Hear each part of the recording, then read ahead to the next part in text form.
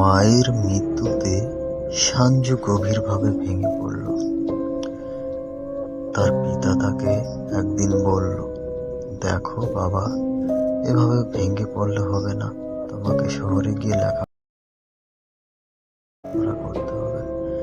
সাঞ্জু সিদ্ধান্ত নিল শহরে যাবার এবং তার পিতার কাছ থেকে সে বিদায় নিল।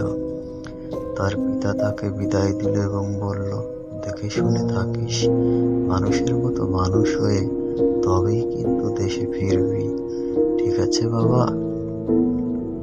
সাঞ্জুর পিতা রৌদ্রে হাড় ভাঙ্গা পরিশ্রম করে এবং সে ক্লান্তি বোধ করে। সে বাড়ি যাবার সিদ্ধান্ত নিল এবং বাড়ির দিকে রওনা দিল। পথিমধ্যে সাঞ্জুর দাদুর সাথে দেখা এবং বলল যে, দেখো বাবা, তুমি এভাবে পরিশ্রম করে তোমার শরীরটা নষ্ট করো না, তোমার ছেলেটা লেখাপড়া। চ্যানেলটি লাইক সাবস্ক্রাইব করুন।